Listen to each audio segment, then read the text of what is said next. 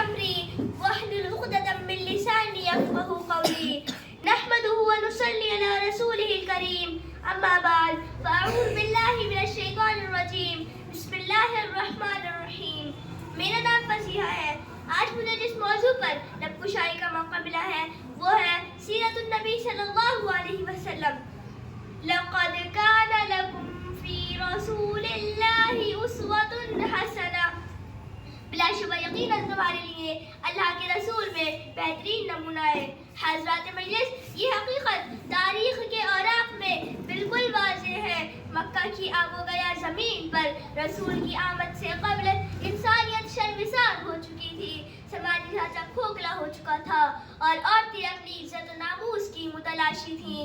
بیواؤں کا کوئی پرسان حال نہ تھا. امیر و غریب، چھوٹا بڑا، مرد و عورت کو ایک آفاقی شخصیت کی تلاش تھی. جناب صدر، ایسے تاریک اور پرفتن دور میں امام الانبیاء حضرت محمد صلی اللہ علیہ وسلم کی بعثت ہوئی. عزیز سامعین، آپ صلی اللہ علیہ وسلم کے معاشرتی زندگی گزارنے کا طریقہ بتایا. اس کی بنیاد آپس کی ہمدردی، خیر خواہی پر ہے.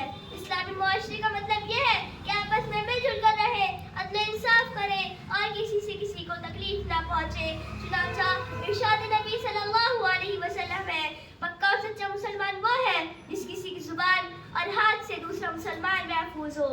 حضرات مجلس، اللہ کے رسول صلی اللہ علیہ وسلم کے اسوہ حسنہ پر غور تو کیجئے. آپ صلی اللہ علیہ وسلم نے کبھی کسی آپ صلی اللہ علیہ وسلم کا اسوہ حسنہ آپ نے رب کی عبادت، عورتوں کی عزت، صلہ رحمی کا درس، بڑوں کی عزت، چھوٹوں سے الفت، نوجوانوں کی ہمت افزائی.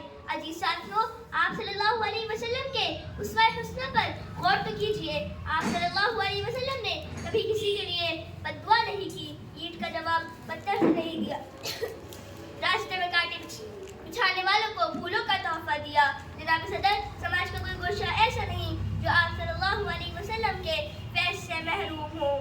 زندگیاں بیت گئیں اور قلم ٹوٹ گئے، زندگیاں بیت گئیں اور قلم ٹوٹ گئے، تیرے اوصاف کا ایک باب بھی پورا نہ ہوا.